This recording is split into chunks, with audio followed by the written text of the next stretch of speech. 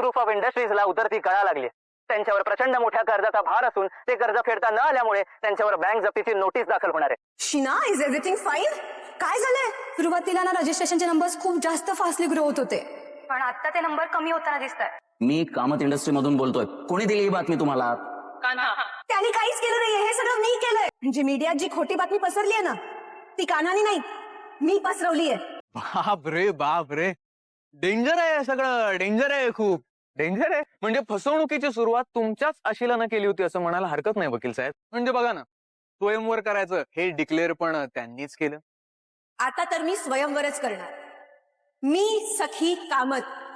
माझ्यासाठी नवरा स्वतः शोधेन, पण सरकारने निवडलेल्या कुठल्याही मुलाच्या गळ्यात हार घालणार नाही. स्वयंवर कुठे आणि कसं होणार हे सुद्धा त्यांनीच ठरवलं.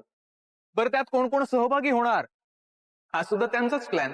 माय लॉर्ड, मी इथे स्पष्ट करू इच्छितो, माझ्या आशिलाला म्हणजेच मिसेस सखी कामत यांना हा साखरपुडा नको होता. नको होता? नको होता? मी तर वेगळीच खबर ऐकली होती. सिद्ध करा. करतो. जे आजपर्यंत नाही घडलं ते घडणार. सगळं सत्य असत्य हा काना बाहेर काढणार. Miss Sheena Mehta, thank you so much तुम्ही तुमचा वेळ दिल्याबद्दल.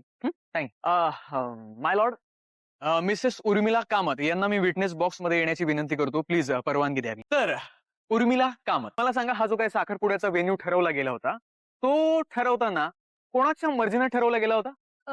व्हेन्यू, हा, ऍक्च्युली ना आमच्या सरकारांनी खूप कमालीचा व्हेन्यू डिसाइड केला होता की आमच्या कामतांच्या फॅमिलीला सूट होईल असा. खिनी हट्ट धरला आणि मग तिच्या आवडत्या ठिकाणीच आम्ही साखरपुडा पार पाडला. Point to be noted my lord, point to be noted. यांच्या आवडत्या जागी साखरपुडा पार पडला. याचा अर्थ, थँक्यू सो मच उर्मिलाजी, थँक्यू सो मच. तुम्ही येऊ. माझ्या पुढच्या साक्षीदार आहेत दाभाडे मावशी, यांना मी इथे येण्याची विनंती करतो.